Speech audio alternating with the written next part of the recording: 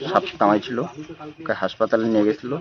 নিয়ে গিয়ে কিছু ট্রিটমেন্ট করার পরে ও মৃত হয়ে যায়। ডাক্তারবাবু মৃত বলে ঘোষণা করে। তারপর রেফার স্লিপ আমার হাতে দেয়। পেশেন্ট যখন আমরা রেফার করি তখন পেশেন্ট মানে প্রচণ্ড উইক ছিল, হার্টবিট পালস প্রচণ্ড উইক চলছিল। সেই জন্য আমরা বেটার ম্যানেজমেন্টের জন্য হায়ার সেন্টারে রেফার করি। তারপরে পেশেন্ট কোথায় গেছে আমার হসপিটাল থেকে বেরিয়ে, তারপরে তো আমি সেইখান থেকে কিছু বলতে পারবো না। আর যদি পেশেন্ট আমার এখানে যেটা বলছে যে এখানেই মারা গেছে, রেফার করেছে, সেই বক্তব্যের ক্ষেত্রে আমি এটাই বলতে চাই যে আমার কাছে যদি পেশেন্ট ডেথ হয়ে যায়, তাহলে তো আমি সেই পেশেন্টকে তো কখনোই ছাড়বো না। আপনারা দেখছেন হলদিবাড়ি টাইমস। সাপে কাটা ছাত্রের মৃত্যু ঘিরে রোগীর পরিবার ও কর্তব্যরত চিকিৎসকের মধ্যে তরজা তুঙ্গে। জানা গিয়েছে সোমবার সাপের ছোবলে মৃত্যু হয়েছে বক্সিগঞ্জ গ্রাম পঞ্চায়েতের ছোট হলদিবাড়ি এলাকার এক ছাত্রীর।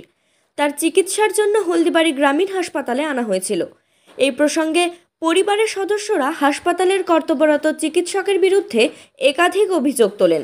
তাদের তোলা সেই অভিযোগ প্রসঙ্গে সংবাদ মাধ্যমে জবাব দিলেন কর্তব্যরত ওই চিকিৎসক। জানা গিয়েছে ওই ছাত্রীর চিকিৎসা করেন হলদিবাড়ি গ্রামীণ হাসপাতালের চিকিৎসক তথা দায়িত্বপ্রাপ্ত বিএমওএইচ বিশ্বম্বর মণ্ডল। চিকিৎসক বলেন তার বিরুদ্ধে মিথ্যে অভিযোগ করছে ওই রোগীর পরিবার। মৃত্যুর আগেই প্রয়োজনীয় প্রাথমিক চিকিৎসা করে রোগীকে জলপাইগুড়ি মেডিকেল কলেজ ও হাসপাতালে রেফার করা হয়েছিল। রেফার করার সময় রোগী আশঙ্কাজনক অবস্থায় ছিল, কিন্তু রোগীর মৃত্যু ঘটেনি। এই প্রসঙ্গে রোগীর পরিবারের সদস্যরা বলেন, হচ্ছিল আমার মেয়েকে সাপে কামড় দিয়েছে। সাপে কামড় দেওয়ার পরে আমি তো দশ কেন বাড়িতে রাখিনি, বাড়ির সাথে সাথে বাইকে করে আমরা হসপিটালে পাঠাইছি। হসপিটালে পাঠার পরেই আমার মেয়েকে ওইখানে ইঞ্জেকশন স্যালাইন দেওয়ার পরে আমার মেয়ে ওইখানে মৃত্যু হয়ে গেছে, ডাক্তারবাবু বলছে। তারপরে ওইখান থেকে রেফার করছে, মারা যাওয়ার পরে রেফার করছে। রেফার করার পরেই তখন তো আমরা বাড়িতে নিয়ে আসছি। বাড়িতে নিয়ে আসার পরে কিন্তু বাড়িতে ট্রিটমেন্ট যা মানে আমাদের প্রাথমিক ট্রিটমেন্ট করার পরে আমরা ওর যা সৎ কাজ করে বললেন আপনার পুলিন দাস। এটা কোন এলাকা? ছোট হলদিবাড়ি। বিকাশ বিশ্বাস। কি হয়েছে ঘটনা বলুন তো। আমার যে মামার মেয়ে ছিল, সাপ কামাইছিল, ওকে হাসপাতালে নিয়ে গেছিল। নিয়ে গিয়ে কিছু ট্রিটমেন্ট করার পরে ও মৃত হয়ে যায়। ডাক্তারবাবু মৃত বলে ঘোষণা করে। তারপর রেফার স্লিপ আমার হাতে দেয়। দিয়ে অ্যাম্বুলেন্সে করে আমরা নিয়ে আসি।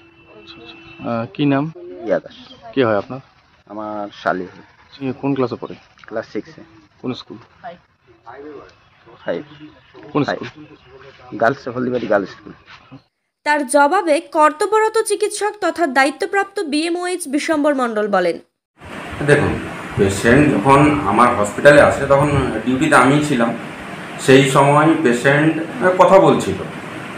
সে আসার সঙ্গে সঙ্গে আমরা তার প্রাথমিক ট্রিটমেন্ট দেওয়ার আমরা শুরু করে দিই। 10টা এভিএসও আমরা অলরেডি চালিয়েছি। সেই সঙ্গে নিওস্টিনিন, অ্যাট্রোপিন সমস্ত কিছুই দেওয়া হয়েছে। হ্যাঁ, তা সত্ত্বেও পেশেন্টটা আস্তে আস্তে তার নিউরোলজিক্যাল সায়েন্স প্রচণ্ড রকমভাবে ডেভেলপ করা শুরু করে। হ্যাঁ, তখন আমরা ইমিডিয়েট পেশেন্টটাকে রেফার করি।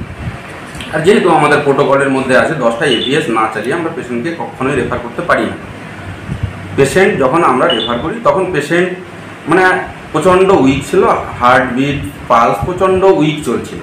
সেই জন্য আমরা বেটার ম্যানেজমেন্টের জন্য হায়ার সেন্টারে রেফার করি। তারপরে পেশেন্ট কোথায় গেছে আমার হসপিটাল থেকে বেরিয়ে, তারপরে তো আমি সেইখান থেকে কিছু বলতে পারবো না। আর যদি পেশেন্ট আমার এখানে যেটা বলছে যে এখানেই মারা গেছে, রেফার করেছে, সেই বক্তব্যের ক্ষেত্রে আমি এটাই বলতে চাই যে আমার কাছে যদি পেশেন্ট ডেথ হয়ে যায়, তাহলে তো আমি সেই পেশেন্টকে তো কখনোই ছাড়বো না। কারণ ফার্দার প্রসিডিওর পোস্টমর্টম করতে হবে আমাকে, তারপরে দেখতে হবে। কিন্তু ডেথ পেশেন্টকে রেফার করা এই বক্তব্যটা সম্পূর্ণই ভুল।